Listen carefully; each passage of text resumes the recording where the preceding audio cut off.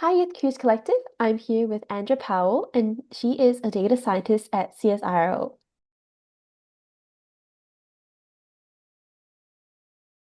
Hi, everyone. Uh, my name is Andrea Powell. I am a data scientist with the CSIRO, which stands for the Commonwealth Scientific and Industrial Research Organisation. The CSIRO is Australia's national science agency. We're responsible for solving some of the big scientific challenges that are facing Australia.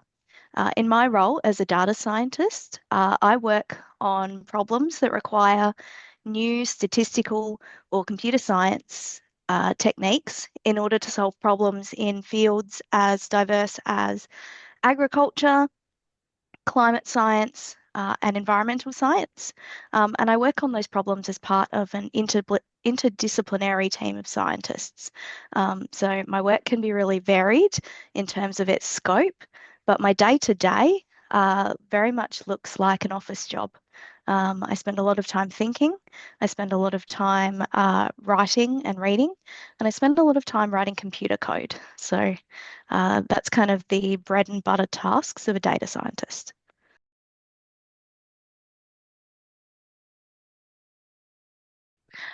So I didn't intend to be a data scientist when I left school, and started at university doing a science degree in biomedical science. Um, and that science degree required me to take some units in mathematics and statistics to ensure that I was a well-rounded scientist. And I found that I actually fell in love with those mathematical and statistical units. I've always had an analytical mind. And I love being able to look into the details of a subject and think about how ideas and principles might be connected. And mathematics is really good for that. So, through my classes, I discovered that data science is all about asking what if and so what when presented with a data set so that you can find the information that's hidden behind the numbers.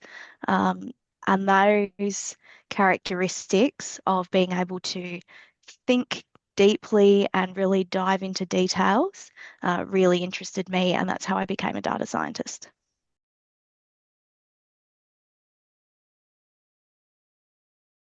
It's possible. I don't think we will necessarily get to the point where there's no human involvement, but there are already tasks that I've been doing for, say, the last 10 years that can be partially completed by an AI.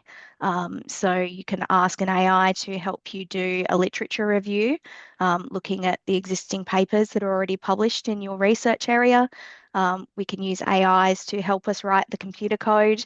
And we often use AIs to help us kind of brainstorm and think through how we want to write our papers. We're not, everything still has to be written by a human at this point. And I think that's a good thing because humans are creative and think differently to machines.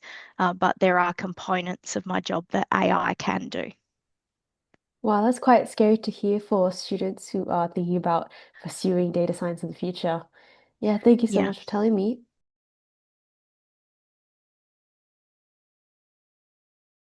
Yeah, so as I've said earlier, I didn't go to university intending to be a data scientist. Mhm. When I enrolled in university, my plan was to be a veterinarian. I grew up on a farm. I love all things related to living in the country and farming, and thought that veterinary science would be a good fit for me. It turned out not to be. So, in my first year of university, while I was studying biomedical science as a backdoor into a veterinary career, uh, I started to do more mathematics units, and found that I was actually even better at the maths units than I was at the biology units, which was a real surprise to me.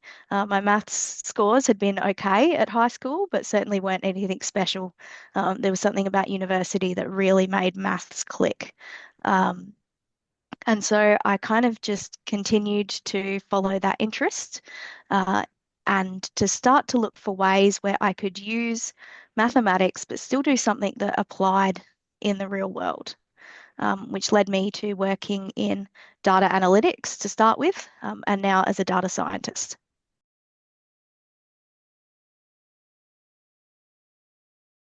I think I would tell them to keep an open mind. It's very easy when you're in the midst of the final years of school to feel like you have to have everything completely locked in and you have to know exactly what you're going to do and where you want to be in 5, 10 years' time. My experience has been that while it's good to have goals and it's good to have an ambition for yourself, there might be some surprises along the way that turn out to be better than anything you had in mind. Thank you so much, Andrea. That concludes the interview. Thank you so much. No Wow. problems.